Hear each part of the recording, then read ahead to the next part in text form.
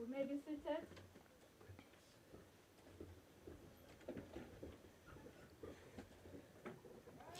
Good morning, everyone.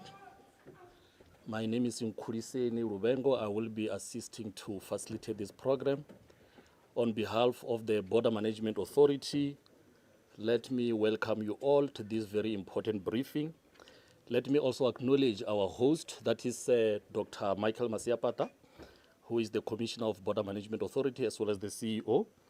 I would also like to acknowledge the Deputy Commissioner responsible for corporate services, that is Madam Jane Tupane, as well as the Deputy Commissioner responsible for operation, that is General Chilembe.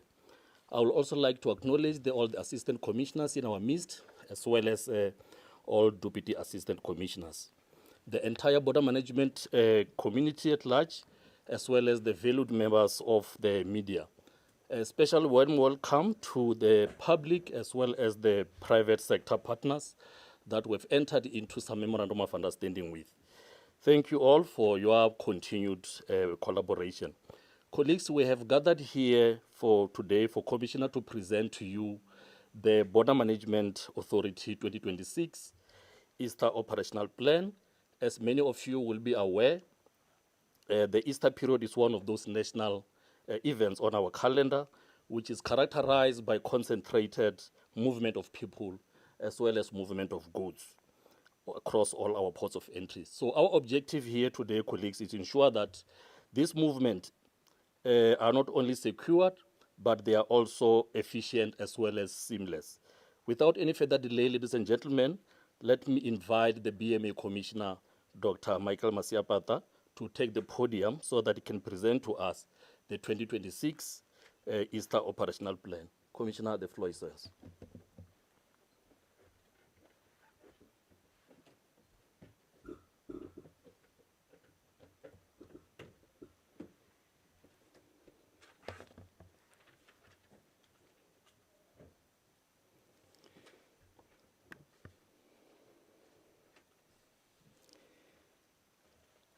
Colleagues, let me start by appreciating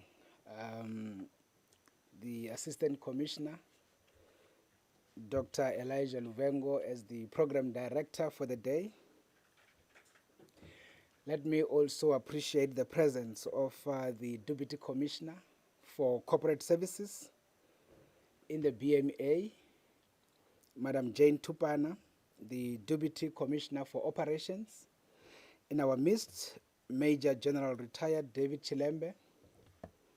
Let me also appreciate all the Assistant Commissioners here present, the Deputy Assistant Commissioners, the Commandants, and of course the entire border management community that is here. Let me also, colleagues, appreciate the representatives of all our public as well as our private partners present here, that we work together in the border ecosystem. Let me also appreciate, colleagues, the members of the media that has effectively joined us today, and of course, the rest of South Africa. Ladies and gentlemen, as the Border Management Authority, we are once again gathered here to present our Easter festive season plan, which is aimed at ensuring the efficient, secure, and seamless movement of people and goods across our 71 ports of entry during this Easter period. This plan reflects the authority's commitment for the robust implementation of border law enforcement functions while enabling legitimate travel, tourism, trade during one of the busiest periods of the country's national calendar. This plan is supported by various structures across our national security cluster environment that is inclusive of the Interministerial Consultative Committee on Border Management, the Border Technical Committee of the Directors General as well as heads of entities, the night joints, the prof joints, and all other critical structures in the border management ecosystem. The operational plan, colleagues, as we present it, it is mainly structured in 4 key phases. The first phase is the planning phase, followed by the execution phase, the demobilization phase, as well as the sustenance phase.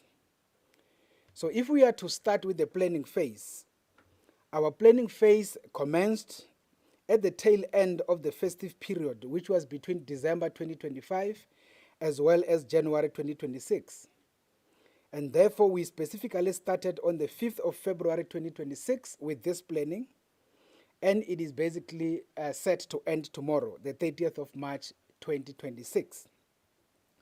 Given the existing BMA resource constraints, this phase has focused on integrated stakeholder engagement for the purposes of identifying partnerships that would assist in augmenting our resources.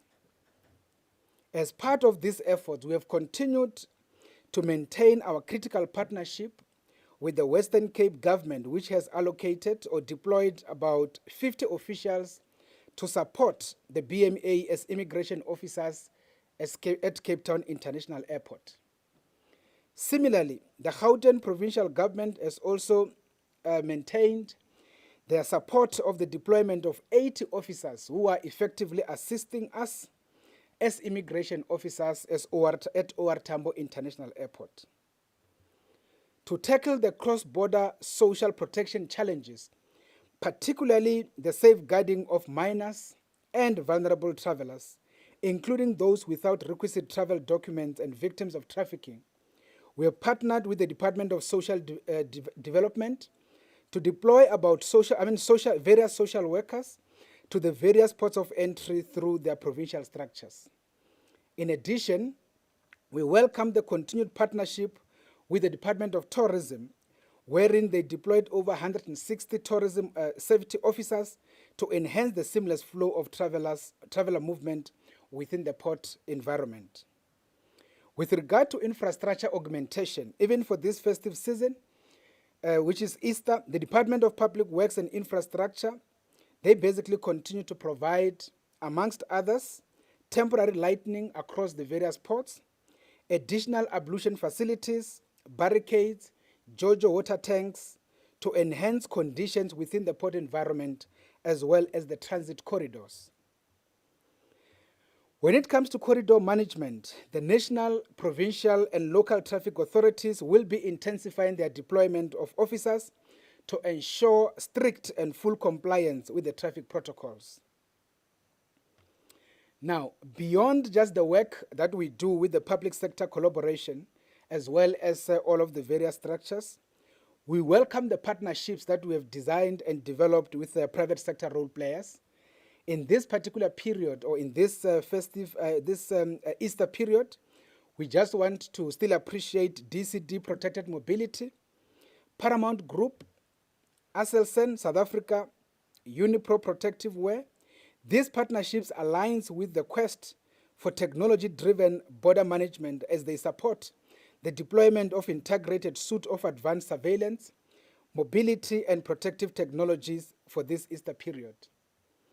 In the same vein, Sanlam/Asupol will still be assisting with the health and well-being of officials, especially across the port environment, for the purposes of ensuring the supply of some of the refreshments, and as we do the work in very difficult environmental conditions. Our appreciations also extended to our industry partners, specifically in the maritime as well as aviation modalities, and those that are fairly assisting us in terms of sustaining the work that we do in taking care of agricultural products coming through our harbors in particular. In this instance, we are appreciating the South African Association of Freight Forwarders, the help that they are helping us together with the industry, together with the Association of Meat Importers and Exporters. Within this planning phase, at the regional level, we have also conducted extensive port-based interjurisdictional discussions with our 6 immediate neighboring countries. Here we talk about Lesotho, Mozambique, Zimbabwe, Namibia, Eswatini, as well as Botswana.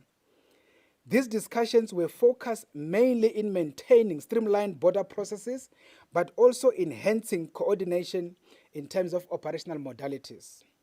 As a result, agreements were reached to adjust operating hours at some of the key ports of entry, particularly those that are not operating on a 24-hour basis.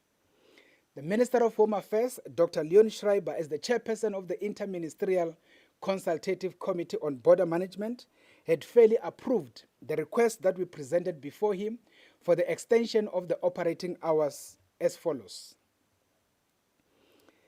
In terms of the two ports with Botswana, those are Groblersbrug, port of entry, together with Kopfontein. If we start at Groblersbrug, port of entry, its normal operating hours is 6 a.m. until 10 p.m. So on that basis, we have requested to extend the operating hours on the 2nd of April 2026 to 24 hours. That is on the basis of that date being considered as one of the peak days in as far as this festive is concerned. When it comes to the 3rd of April, instead of closing at 10, we will be closing at 12 midnight, but still opening at 6 in the morning. On the 4th of April, once again, we are going to be closing at 12 midnight instead of closing at 10. But once again, opening at 6 in the morning. On the 5th as well as the 6th, this is the critical days in as far as the return is concerned. We are then going to revert to 24-hour operations. And of course, from the 7th of April, we'll then revert back to the normal operating hours, which will be 6 until 10. That is in terms of Groblersbrug, port of entry to Botswana on the N11. When it comes to Kopfontein, operating hours normal is 6 until 10 p.m.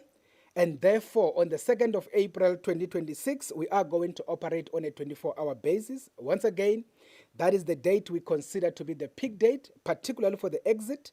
And on that basis, on the 5th of April 2026, this we consider to be the peak date for the return, and we are going to be operating on a 24-hour basis. Now, if we move to Mozambique, somebody was asking me, why are you not extending operating hours in Libombo? Libombo is already on a 24-hour basis, 24/7. Therefore, there is no need. Therefore, the port that we are to extend operating hours is Kosi Bay, a port of entry. This is the port of entry that we consider to be a critical port, particularly for the holiday makers. So on that basis, its normal operating hours is 8 in the morning until around 1700 hours. On that basis, we have already started operating from 6 in the morning until 6 in the evening. And that is from the 27th. So we have already started extending the operating hours.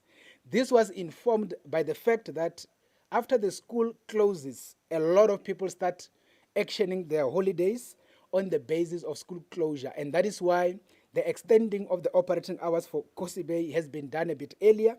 And of course, we are going to be extending that, including and up to the 10th of April 2026, where we are going to be opening from 6 to 6. When it comes to the ports with Eswatini, here we talk about two ports, is Jibis Reef as well as Mananga.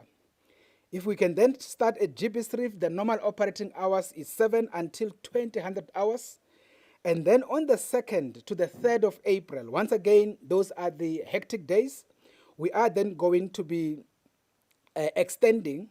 Instead of closing at 8, we are going to close at 10 in the evening. That is 2200 hours. We are also going to do the same on the 5th as well as on the 6th. So in other words, we will be running from 7 in the morning until we close at 10.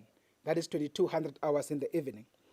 When it comes to Mananga, port of entry, still to Eswatini, the normal operating hours is 7 until 6 in the afternoon or the evening.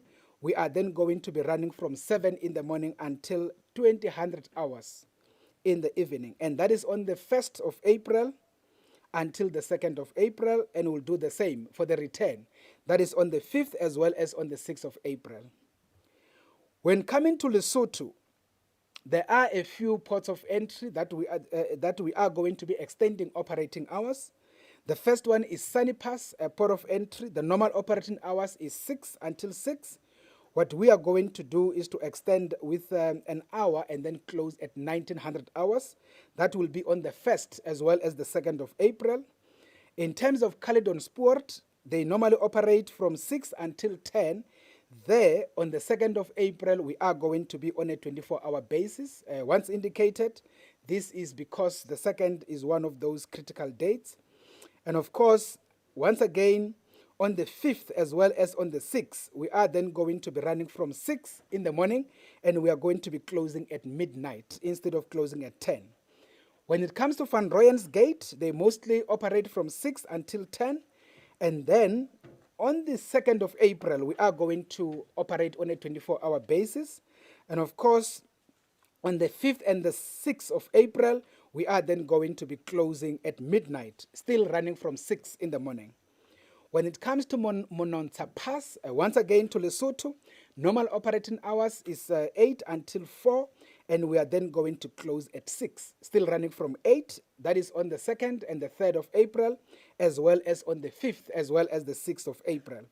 When it comes to Tasha's Neck, we are definitely going to be closing at 10 instead of closing at 8. That is 2000 hours. We'll then be closing at 10, which is 2200 hours, while starting at 7 as usual. And on that basis, we are going to be doing that on the 31st up to the 30th and the 31st of March, and we will then be doing the same in terms of the 2nd of April. So that, simply put, is the work that has been done in the planning phase, the engagement with the multiplicity of stakeholders to make sure that we are effectively ready to render this particular Easter festive season, as it were. Now, if we can then move to the execution phase, we just want to confirm that the phase, which is execution, will run for a period of 10 days, commencing on Tuesday, the 31st of March 2026. That is day after tomorrow. It is going to run until Thursday, the 9th of April 2026. The execution phase is divided into two segments. These are the departure leg, which is going to run from the 31st of March until the 4th of April 2026. And then we revert to the arrival leg, which will run from the 5th until the 9th of April 2026. Now, based on historical trends, the peak periods in terms of traveler volumes, particularly for the departure leg, is expected to be on Thursday, the 2nd of April 2026, while the peak travel volumes for the arrival leg is expected on Easter Monday, that is the 6th of April 2026. So, colleagues, we have intentionally emphasized these dates so that we can then encourage the travelers as well as stakeholders to take note and appropriately plan their journey in advance, including considering early travels options where possible. During these peak periods, we expect significant traveler as well as traffic volumes potentially reaching double the baseline and exceeding around 25,000 travelers per day, particularly at our busiest ports of entry. So, for context purposes, just last year in the 2025 Easter period, just in this kind of a period of 10 days, we were able to register over 11,057,063 movements, of which the majority were processed by our three top ports. And those are OR Tambo International Airport. Just last year, they did 220,000 plus individuals just in a period of 10 days. And we have seen they were followed by Libombo, where they did 161,000 plus just in a period of 10 days. And we have seen Beitbridge doing over 122,000 just in a period of 10 days. Collectively, these three ports accounted for more than 50% of the travelers. That is over 504,000 individuals that were done by only these two ports in this period last year. Therefore, we are expecting an increase of these figures as we go into this 2026 Easter period. And of course, this is a demonstration of the need for our strategic planning when it comes to this particular period to make sure that we are able to deliver on the task as seamless as possible. Now, when compared to the December-January festive period, which is fairly characterized by the spread in terms of travel patterns, historical data confirms that the management of Easter travel remains very complex, given its compact nature with little room for flexibility as it converges just on one weekend. You will fairly be aware that when it comes to the December festive, the January festive, people can start traveling from the 15th and it gets spread. And of course, the return, people will come on the first week, others will come on the second week. But when it comes to Easter period, everything converges at a go in a particular period. And in this instance, it is actually to converge on the coming weekend. And that is why we consider it to be very much complex for us to be able to deal with. However, notwithstanding all these facts, the BMA remains resolute to ensure heightened deployment as well as intensified border operations at our 71 ports of entry. Key transit corridors leading to the ports of entry will then be taken care of, and the vulnerable segments along the borderline, very much monitored very closely. This include increased processing capabilities, streamlined border checks, ensuring a smooth and reinforced security to facilitate safe as well as efficient traveler movement while preventing illegal activities. The enhanced movement will include high visibility personnel. Actually, the enhanced deployment will include high visibility personnel, rapid response teams, especially on the specified peak days. As part of queue management, priority will be given to the elderly, the people with special needs, or those living with disabilities, as well as adults traveling with children. To this end, our safety tourism monitors, as indicated from the Department of Tourism, have been properly briefed to ensure that the facilitation in this arrangement is accordingly observed. The third phase, colleagues, talks to the demobilization phase. Now, this phase will commence on the 10th of April, 2026, and will be characterized by the structured demobilization process to transition heightened operations back to normal level. It will focus on the systematic scaling down of operations, resource reallocation, and the consolidation of deployed capabilities. This phase is underpinned by the implementation of comprehensive post-operational assessment, mainly aimed at evaluating operational effectiveness, identifying the gaps, and capturing key lessons to inform future operations. Immediately after demobilization, then we enter into sustenance phase. This particular phase is basically a post-Easter operation period. In this particular period, the BMA and the rest of the ecosystem, in as far as border management, will sustain heightened operational awareness through continuous monitoring, evaluation, and adaptive planning in terms of ensuring that we are ready for the next assignment. In this instance, we want to indicate that before we enter into the 2026 as well as the 2027 December-January festive operations, we are meant to take care of the 46th SADC Ordinary Summit of the Heads of State as well as Government, which will be held later in the year. And of course, when we then start rolling down a bit the Easter operations, we are going to be scaling up the planning phase in as far as that is concerned. And that is where we indicate that these post-operational activities are maintained as part of forward-looking strategy to enhance our readiness as well as resilience, extending through the next assignment. And in this instance, it has been reflected as the SADC Heads of State Summit that is going to be taking place later. During this particular phase, the operational teams will be integrating all the relevant lessons learned into their standard operation procedures while encouraging feedback from the travelers and traders in order to refine our service delivery mandate. So that effectively brings us into that conclusion around the plan that is divided into the 4 phases in as far as the work that is being done. Now, can we then just move into areas, ladies and gentlemen, where we do some bit of a recap on some of the key observances as well as some of the key requirements, particularly around our 4 specialized key areas of work around the port of entry. And we want to start with immigration. We are indicating that we will be intensifying the detection as well as the observation of the travelers of individuals. This is inclusive of those that will be taking chances without requisite documentation. Our access control measures are highly heightened across all the ports of entry. And of course, we will be taking very serious and firm action to those individuals that are found to be involved, effectively lost their jobs, primarily because of being found doing things outside the legislative framework. As we have indicated previously, over 38, as we speak, immigration officers in decisively.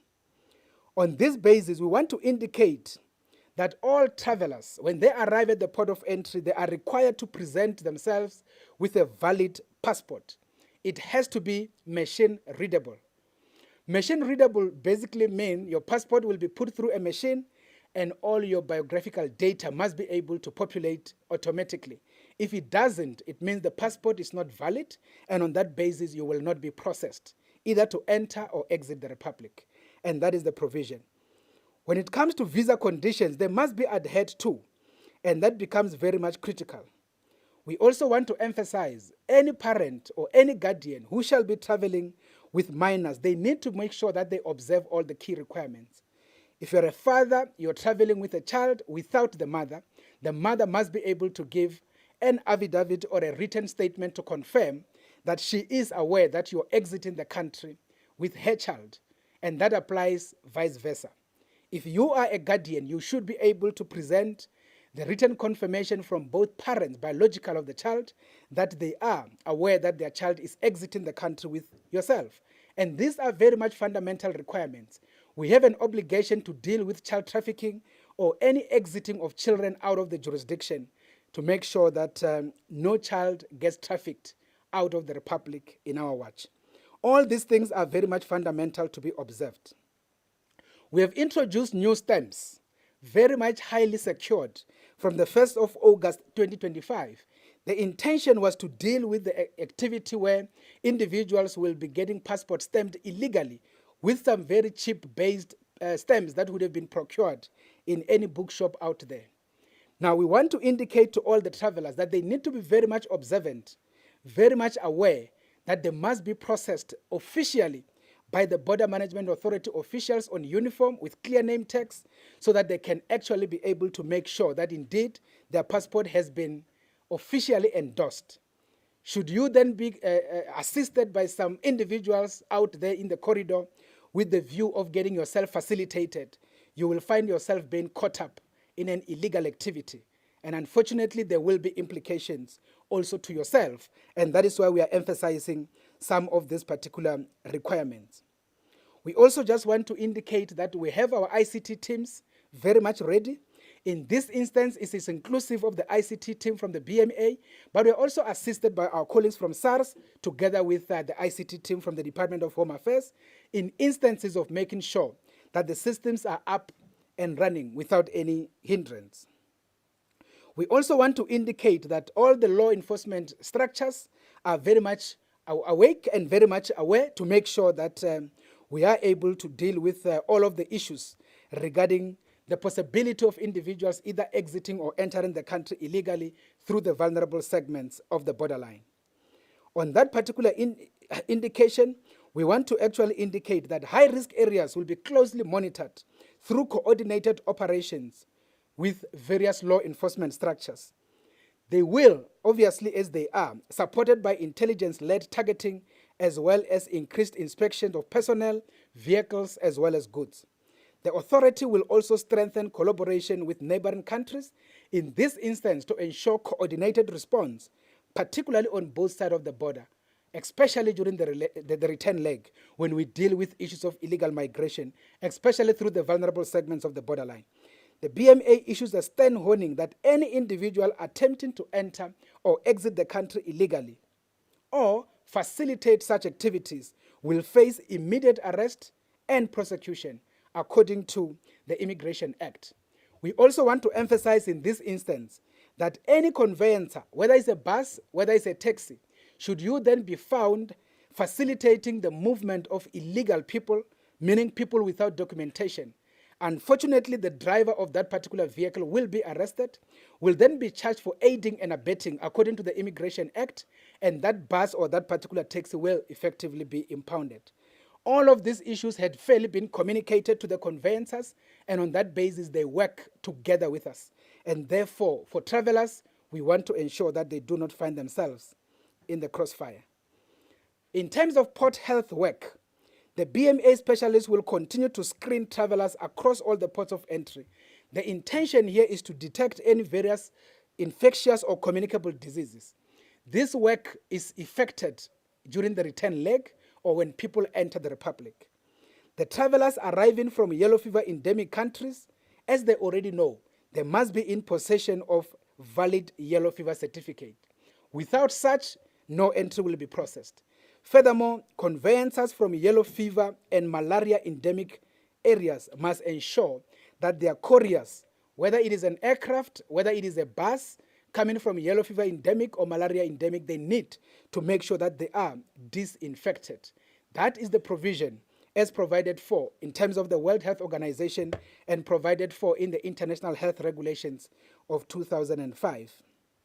On that basis, we also want to indicate that as the BMA would like to urge travelers presenting signs of illness to present themselves to the BMA Port Health Clinic at the various port of their arrival, or they can later visit their nearest health facility for consultation. Those carrying health-related goods such as food, whether it's medicine, hazardous substances, or cosmetics, must ensure that they declare them on arrival at all ports of entry. We remind travelers that transporting human remains, even if it's ashes in this instance, they must be in possession of an import or export permit as issued by the National Department of Health. Without such, unfortunately, there wouldn't be any processing done until that is complied to. When coming to agricultural and environmental biosecurity issues, we want to still emphasize to the travelers, these are interjurisdictional in particular, the importation of plants and or animals, including their related products, is highly regulated and requires the requisite sanitary and phytosanitary certificates but issued by the relevant departments. Those must be presented to the agricultural and biosecurity experts at the port of entry. Complying with these requirements assists the BMA to deter the risk of introducing alien and invasive species, foreign pests, and diseases which could be associated with the imported plants, plant products, animal products, or other regulated goods. Anyone who decides to disregard these import laws will face a fine or even imprisonment. Travelers will also be urged to take caution on their luggage in order to ensure that they do not unconsciously or unwittingly introduce the invasive species in the country. Here we are talking about basic things. When you pack your bag and you are in some other foreign jurisdiction somewhere, make sure that you look around as you pack your bags, lest you pack some cockroach from some other country somewhere, which is fairly not in existence in our jurisdiction. Once you arrive at your house, you unpack in your bag, the cockroach enters your house, it starts the production realities, and now you have just introduced a new cockroach that was never seen in the Republic. And before you know it, it might start eating your toes. For proactive measures to curb corruption, as the BMA, we shall continue to use technology such as drones and body cams to deter corruption involving our officials and non-compliant travelers. We will also want to appreciate the KwaZulu-Natal government under the leadership of Premier Ntuli for having procured and donated a drone to the Border Management Authority. We appreciate this because it increases our surveillance resources, particularly in terms of dealing with illegal migration. Furthermore, the introduction of highly secured stamps, as indicated, is very much critical because our stamps has a unique number allocated to a particular immigration officer, which means that should any passport be stamped illegally without that person being officially processed in the system, we are able to link that particular stamp on any of that passport to the official. And in those particular instances, that official will have to be held accountable. And that is where people unfortunately unemploy themselves. In addition, the implementation of the ongoing anti-corruption and fraud awareness sessions under the leadership of the Special Investigating Unit through the Border Management and Immigration Anti-Corruption Forum continues to educate officials by demonstrating that there are serious consequences associated with corrupt tendencies. In conclusion, the BMA remains committed to delivering a secure, efficient, and traveler-friendly border management. This 2026 Easter Operational Plan reflects a balanced approach between facilitation and enforcement, ensuring that South Africa's borders contribute positively to economic growth while safeguarding and maintaining national security.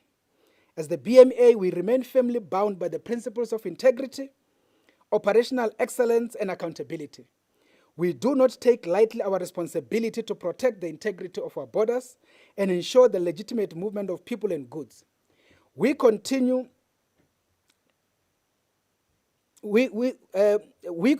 issue a stern warning to travelers as well as officials that any involvement to illegal activities will be detected and be met with decisive consequences. Members of the public are encouraged to plan their journeys in advance, comply with all legal requirements, and cooperate fully with border officials. We call on all travelers and stakeholders to adhere to the laws of the Republic and support or enable our personnel to perform their duties effectively. Lastly, we continue to urge the public to assist us in reporting suspicious activities and corruption by calling the BMA toll-free number. This is 0800 122 9019. Or they can visit the BMA official website, which is www.bma.gov.za. Let us all work together to ensure a safe, efficient, and secure Easter period for all who cross our borders.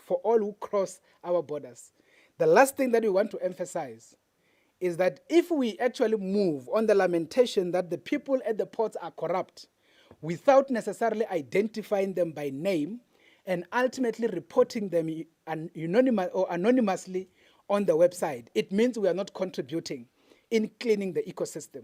And that is why we want to urge everybody that actually indicates that there are people that are corrupt to indicate who and ultimately go and drop in the information into the system.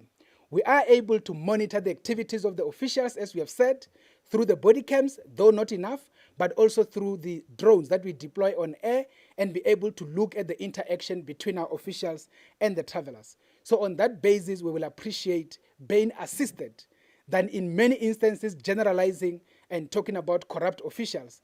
And in other instances, those might be articulated by people who might not have strategically visited or even seen, for example, the port. And that is very much unfortunate. So we are saying, let's expose this corruption. As the BMA leadership, we are very much decisive. We will definitely act and make sure that your call does not falter into a waste. So on that basis, thank you very much.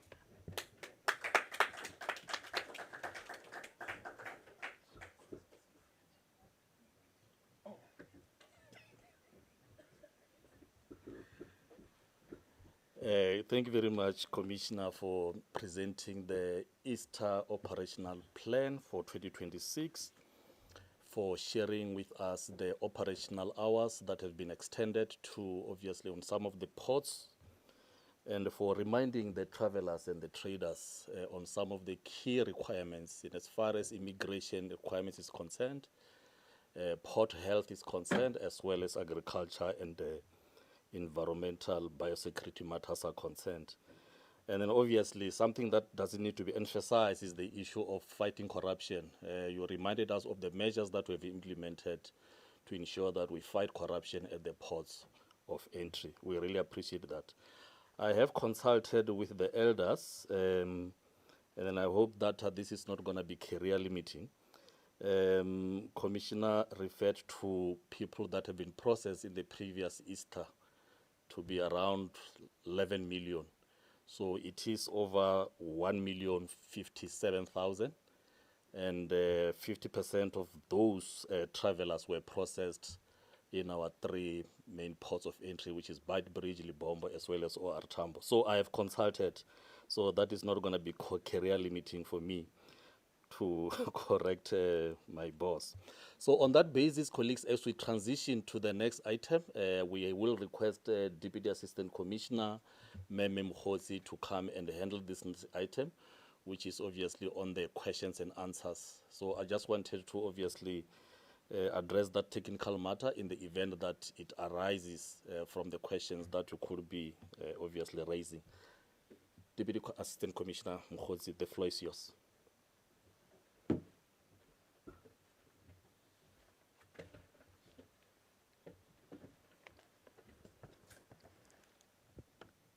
Thank you, Program Director. Let me pass my greetings to the Commissioner of the Border Management Authority, Dr. Michael Masiapato, the Deputy Commissioner for Operations, Major General Retired David Chilembe, the Deputy Commissioner for Corporate Services, Jane Tupana, and our Assistant Commissioners who are here, the Deputy Assistant Commissioners, staff from the BMA, our representatives from the private sector, members of the media, ladies and gentlemen, good morning. My name is Meme Mkhosi, responsible for marketing and communications. I'm the Deputy Assistant Commissioner. I will be taking you through this interactive session with the media, where we will be allowing them to pose questions and clarify some of the issues that they need further details on. So I would be requesting media colleagues to introduce themselves together with their media houses that they're representing, so that we are aware who is addressing us today. Ladies and gentlemen, the floor is yours. If you could raise your hand. I will be starting on my left.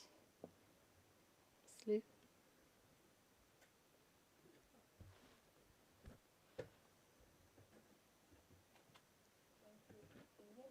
Yes. Okay. I'll maybe just like some clarity on the number of officials that we're going to have at our borders in terms of the Border Management Authority. And do we have a number in terms of the technology that's been utilized? How much has been invested into the drones and the body cams that will be deployed? Thank you. Thank you for that. Veronica Mafadi from Newsroom Africa. I heard the Commissioner speaking about the fact that Easter is often a little bit more complex than our December, January festive season travel. He did give a little bit of, a reason why, but he said that data shows that it's a bit more complex. And he said, obviously, people stretch their holidays over a number of time, but can you just talk to us about operational-wise, why is it a little bit more complex over this particular weekend? One might think because it's a weekend, it should be a little bit more in and out. I just want to know what makes it a little bit more complex. And then the Commissioner also spoke about the vulnerabilities. I think over the years, we've seen a lot of work being done, particularly with the introduction of technology, but what remains the continued vulnerabilities when we're looking at our ports of entry and those gaps that we have? Thank you. Thank you for. Is there any other question?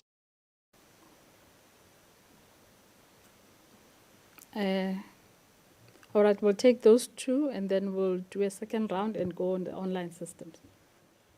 Commissioner? General.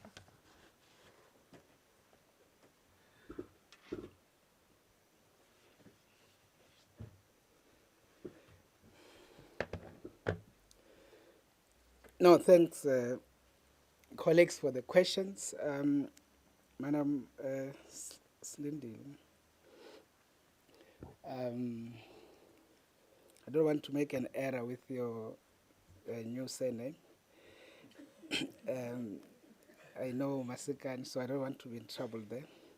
So maybe let me indicate that in terms of the numbers that will be deployed, let me start by indicating that just BMA itself, and I think we have emphasized this point over and over, BMA is sitting at around just below 2,600 individuals in the ecosystem.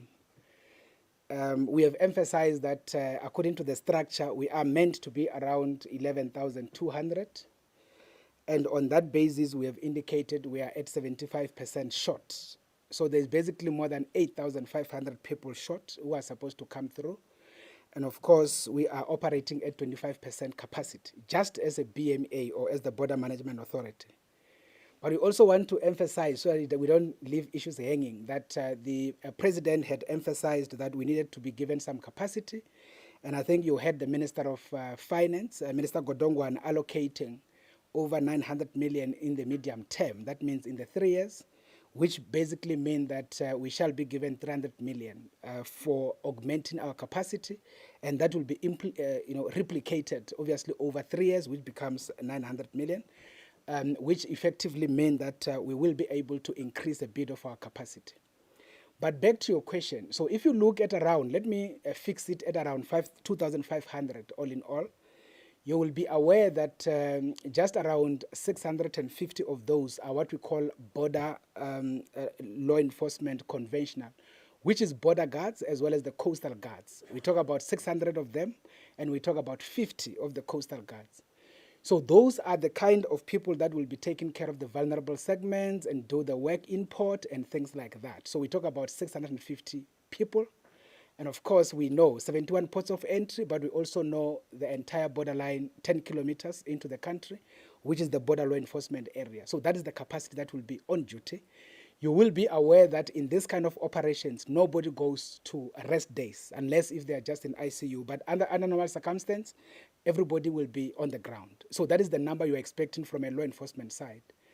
And of course, we talk about just around 1,900 or so, which is more of your specialized functions, including the people in the back office. So here we talk about people that are sitting in head office, but also people that are sitting in the regional environment.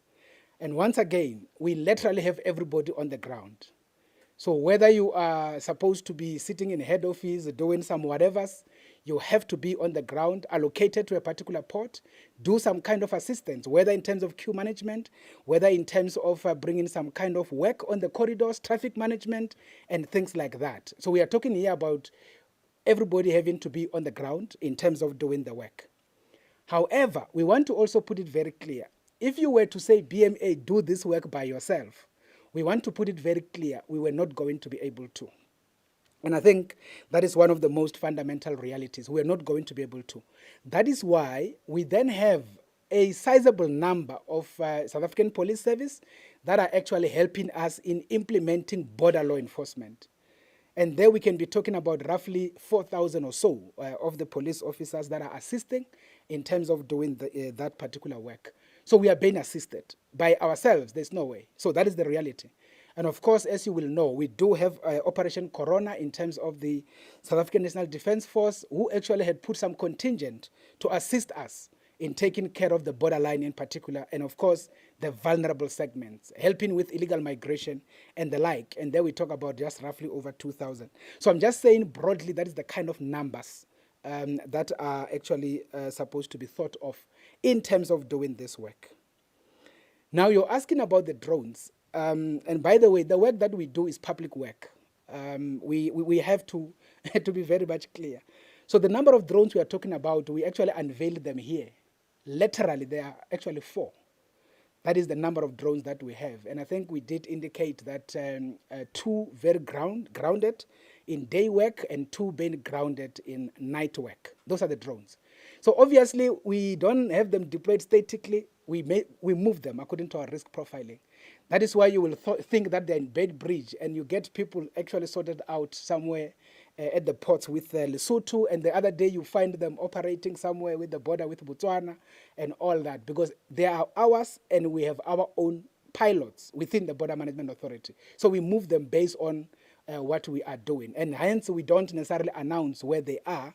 It's just that during festive period, because you come with us, you end up seeing them. But under normal circumstances, we do a lot of work in between, and you wouldn't even know where they are, but they are working day and night. That is why we then appreciate the Premier of KwaZulu-Natal, Premier Ntuli, after having realized how we are struggling, particularly in northern KwaZulu-Natal around Kosi Bay area, he basically said that as a government of the province, they will basically buy us a drone. And they did. And that is the drone that we had spoken about. We were in Beitbridge a week or so ago. You might have seen us. And we actually had that drone in Beitbridge operating there. The Minister of Home Affairs was on the ground. He was able to see its capabilities. And we are basically appreciating. Simply put, we have 5 drones. And once again, those are public stuff, so we have no secrecy in as far as that is concerned. Body cams, yeah, we have only 40, unfortunately. And of course, in the front line, if we talk about 600 people, part of our intention is to have the number that is supposed to cover everybody, but we don't have, so we have 40. How do we deploy them? We deploy them based on our risk profiling. And that is what we do. So on that basis, not all the officials operate with body cams. And of course, as I say, when people arrive at work, we are able to say, you are to be deployed in the North Gate, in the East Gate, wherever. You are actually supposed to be on a drone because we need to monitor the environment where you operate and all of those kind of issues. So that is basically how we do the work. 40, and we are still to buy more. We are very much hopeful. We are not necessarily to default into lamentations and actually not do the work. We do the work. We do believe that as investment comes, we'll procure more and we'll be able to cover the entire ecosystem. So that is the answer, Madam, on that question. Coming to Veronica, you see, Veronica, what we are saying is, if you think about the festive season we run, mostly we run it for how many days? December, January. Is it 30 days or whatever? Yeah, around 30 days we run festive operation. It probably ran from December the 15th until January the 15th. It's very widespread. So that is why we say, in that particular period, people will then have their travel spread. You know, people close companies around the 15th, they start travel. So that's the first number we see. The coming weekend, the 20th or so, we see another wave, people leaving. And then the last wave, we see it around the 24th, which is Christmas. They leave. It's the third wave. And then from there, others will leave just before New Year's Day.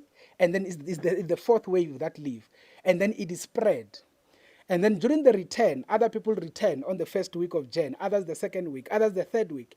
And we see the last wave when the schools are to open. So that is why we are saying December, January period is widespread and is therefore is longer, but it's not too complex.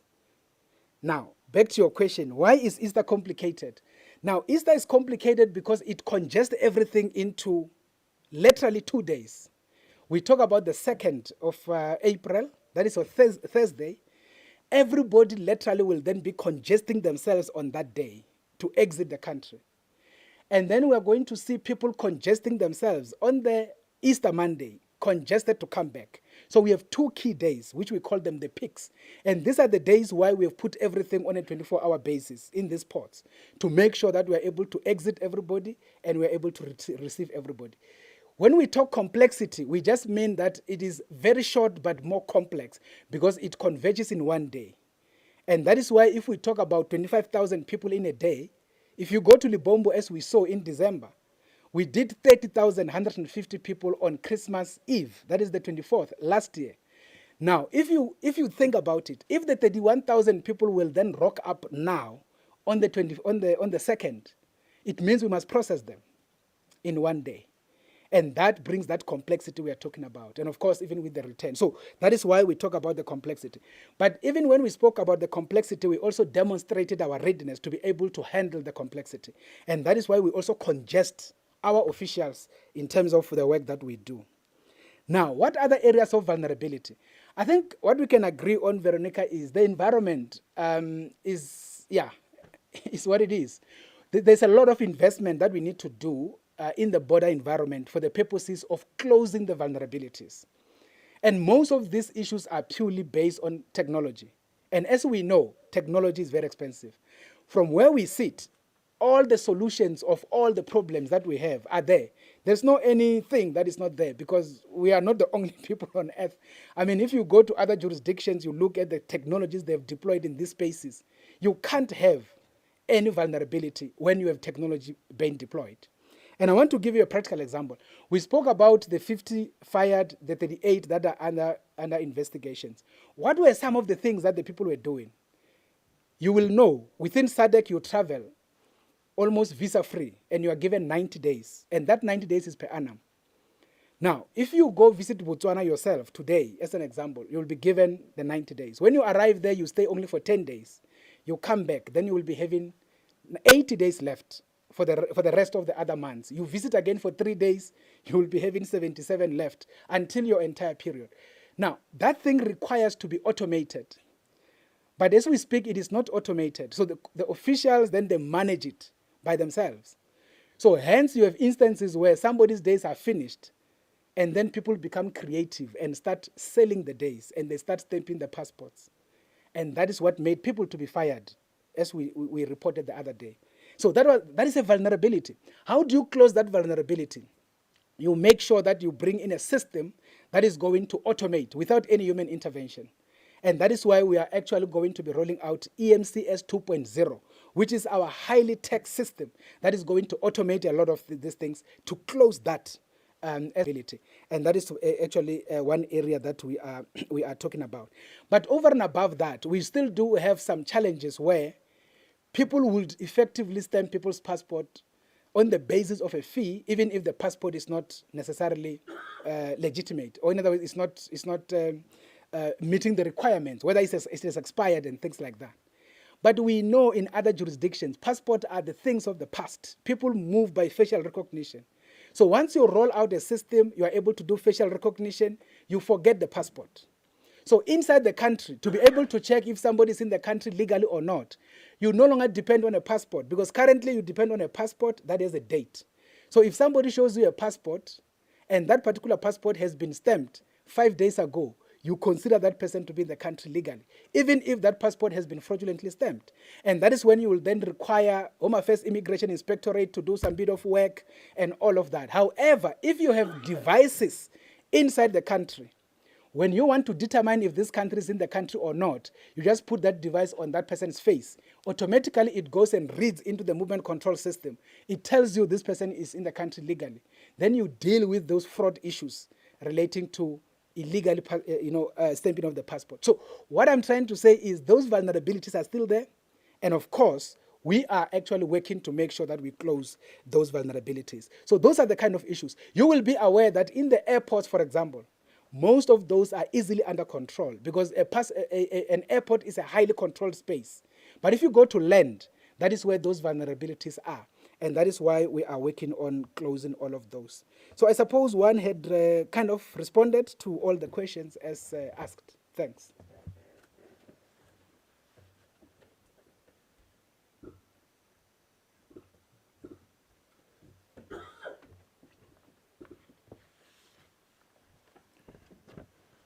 Thank you, Commissioner, for that detail. Do we have another round of questions in the room?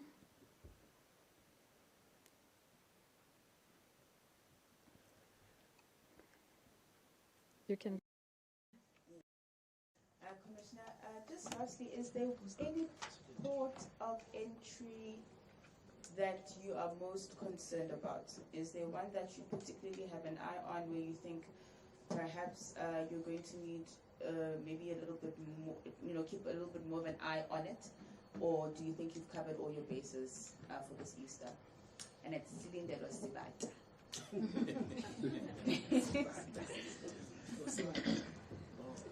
Thank you for that.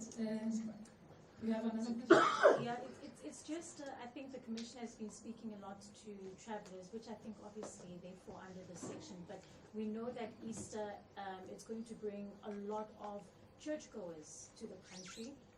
Anything on that, Commissioner? Anything to say to some of the members of the churches that will be essentially coming to the country as well?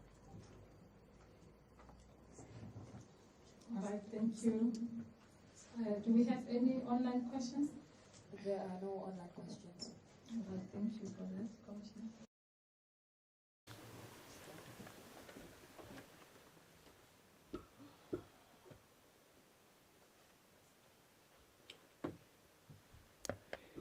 Yes, Lyndon, maybe just to say that you see, in as much as we have 71 ports, in the country, more than 85% of travelers in our context are mainly facilitated by around 10, actually between 10 and 12 ports, 85%. So you can see that there is a particular concentration. And on that basis, our planning actually is informed by that. And of course, out of those, there is also what you will call your top four in terms of the ports. And that is where we put a lot of effort on. I remember one day we went to Parliament and one of the honorable members was saying, yeah, but Commissioner, we don't only have Beitbridge here as a port. Why are we always seeing you in Beitbridge? If you were to look at the land ports, and I know your question is which port, and you put it in a singular context, but I'll tell you about the three.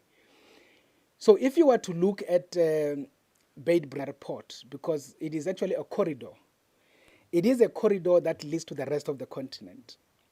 In as much as its entry country is Zimbabwe, but it does not lead to Zimbabwe. It leads to Malawi, it leads to Zambia, it leads to the DRC, it leads to Tanzania and the rest of the continent.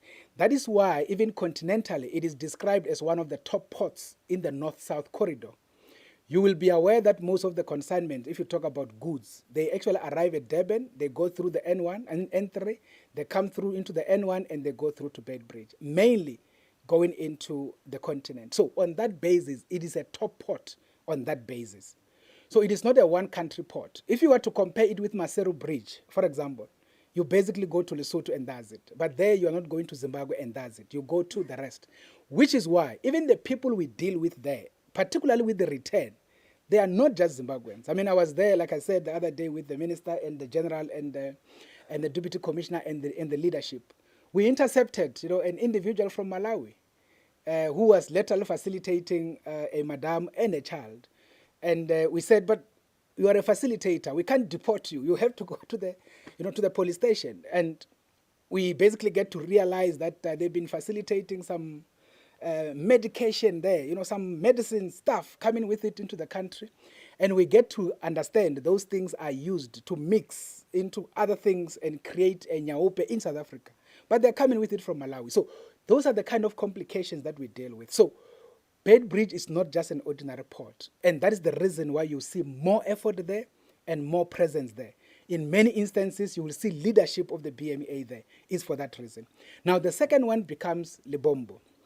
And Libombo is also not just to Mozambique. You will know that some people to Malawi, for example, or from Malawi, they instead of going this other way, they then go this other side. They enter Mozambique and then they enter South Africa from Malawi. And there are others from the rest of the continent who also use that route. So it's also critical in that context. So Libombo, actually, in terms of numbers, I think you have started to see that, have started to challenge Beitbridge, and it has started to escalate. So in terms of numbers, Libombo has now surpassed Beitbridge and is now closer to OR Tambo in terms of numbers. So why don't we go to OR Tambo, for example, as the biggest port in terms of number and everything around this particular period? We don't necessarily go there because we have no challenges there. I mean, as we have indicated, Premier Sufi actually in Gauteng gave us 80 officers. They are deployed there. We have actually 48 cubicles for the return. In our capacity, we can only fill 16.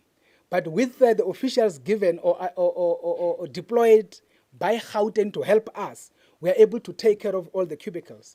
Out of the 48, 44 must be immigration, 4 must be port health. And on that basis, we are able to get that area covered. The only thing you can worry about in OR Tambo is about facilitation, meaning not people waiting for too long, but also deal with issues of fraudulent documents and all of those issues. And there, we are assisted by systems, but also the environment is controlled, and there's not much issues. And that is why I wouldn't necessarily go there. But you will find me in Libombo or in Beitbridge. If I'm not that side, or we are not that side, you might find us at Maseru or Fixbeck, because Fixbeck leads in terms of human movement. Maseru leads to Lesotho in terms of cargo movement. And if you were to do comparative analysis and understanding, Libombo leads in terms of the movement of cargo. We do 1,800 trucks per day. So basically between 1,500 to 2,000. And most of it is cargo transit to Maputo Harbor. So that is why those are the ports that we can indicate there are our ports where we put an effort on. So those are the ports that we are always worried about. So simply put, what is the port? Beitbridge is the port. And that is why you will find that there is serious presence there to deal with the issues. As I said, followed by Lebombo. That's why you will also see leadership on the ground there. Veronica, churchgoers, indeed, when we talk about the requirements, we are all inclusive. So we are including the church people. By the way, we can also say this point. You see, Easter, and maybe that's another issue of the complexity of Easter. We had thought last year Easter, we are dealing with the exit leg. And we thought that our planning is just on the exit, on the basis of a lot of people expected to leave. But as we are busy with the exit, all of a sudden everything changed. During the exit leg, we had a lot of people coming back, actually coming in. And those were the people going to a church in Limpopo for Easter period. And they came and they actually conflated the environment, and we got a bit in trouble. So we had to make sure we adjust our systems and we adjust our deployment to be able to deal with them. But in terms of what they need to do, they just need to comply. Simple. And that's the main issue. So once you are V-listed, you will actually not be allowed in, whether going to church or not, unfortunately.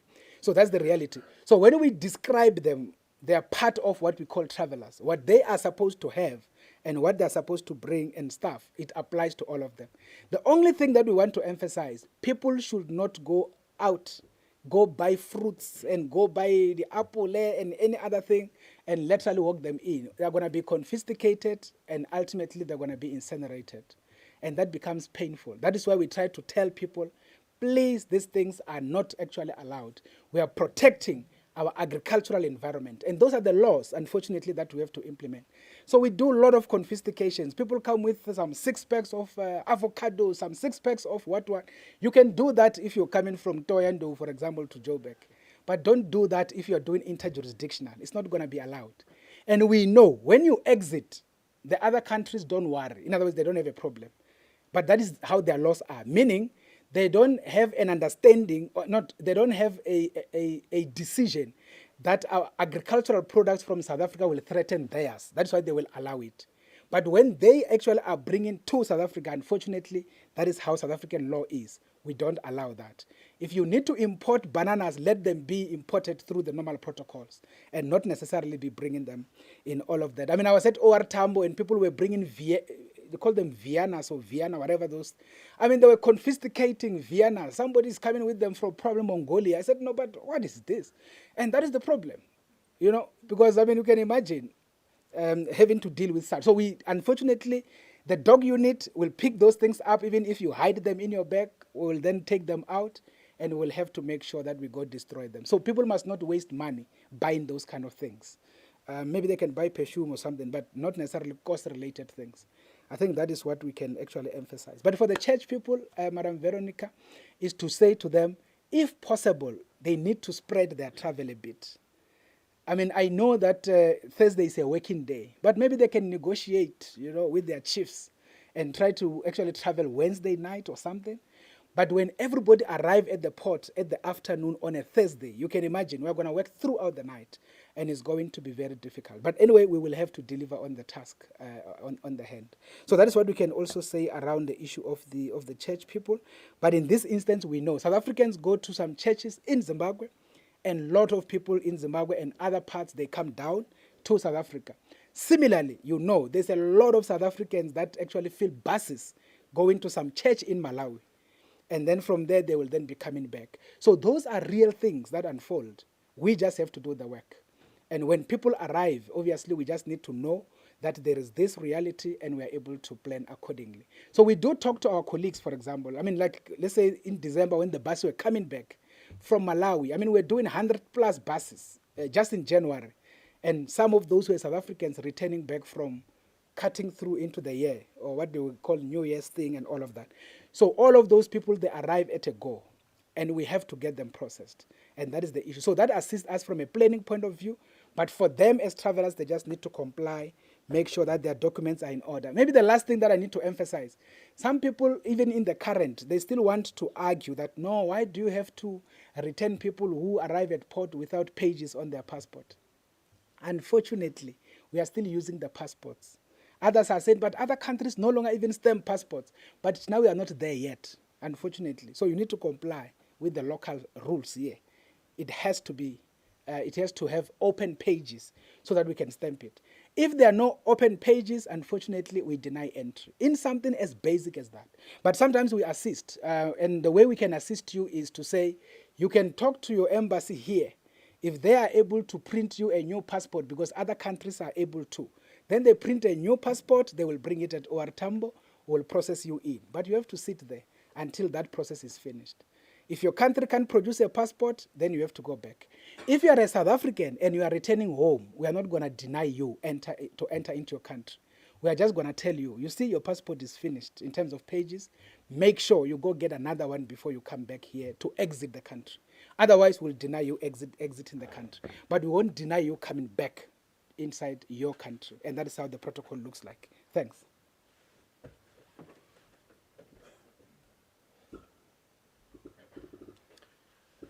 Commissioner, thank you very much for responding to those questions. And then thanks to Deputy Assistant Commissioner Mema Mokhodzi for rendering that item. The last item is that of vote of thanks that is going to be rendered by Deputy Commissioner Jane Tupane. That is the Deputy Commissioner responsible for corporate services. Commissioner, floor is yours.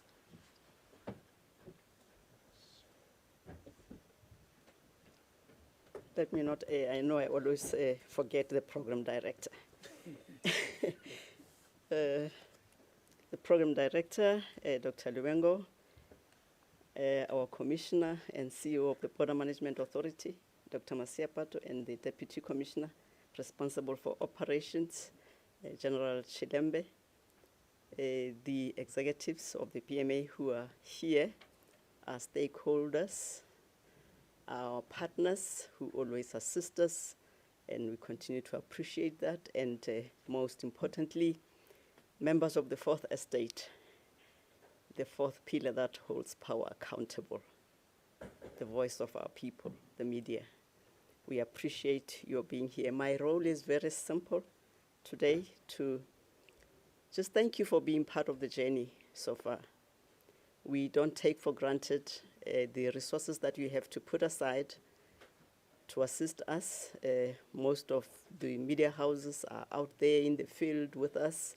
So we're not only thanking you for being here today, we thank you for being there all the time, spending time in the heat of the sun, being in temperatures that you enjoy in Beitbridge and Lebombo and elsewhere. And we appreciate that time that you spent out there with us. Our partners who spent a lot of resources to just go out and be part of the mandate of the BMA, unpaid as the responsible citizens and structures business, to be out there in the rivers, in the outskirts, in the ports, demonstrating those capabilities and serving and strengthening our deterrent functions in the environment. We really appreciate your being there. It's even more important, you being part of this journey in this era where international migration has become so topical, and that's due to the strain it puts on the economic, the political, and the social system. And South Africa is not spared. We know of the strain that's there on our infrastructure, on our economy, on our health facilities, educational facilities, you can name them. I want to specifically come to a very emotional part of my role here, and I'm abusing the platform, as this is my last engagement in this portfolio with yourselves. I'll be exiting in the next 2 days out of active public service after serving for 40 years. That's starting from the time some of you were not even born. And I will be bowing out of service, and that is due to retirement. No, it remains a great honor for me and very humbling for having been appointed by the President in 2021, alongside these two gentlemen, esteemed gentlemen for that matter, to come and translate a concept into an institution. The BMA was just an idea then. And very few people believed that it can be established in earnest.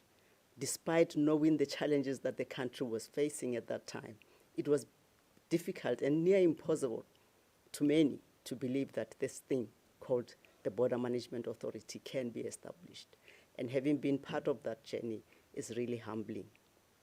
One looks back, and it's through your support, the voice that you had given behind it, the resources that you had put behind it, BMA stands out today as a symbol of hope for us citizens, but also a template that the rest of the continent can emulate.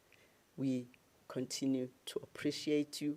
We thank you for being there in this journey, and we believe you will, together with the rest of the BMA and some of us who will be sitting as citizens, cheering from our couches at home, cheering the BMA on, and you will be able to say, we made a great contribution to our country. And that is how I feel, having made a great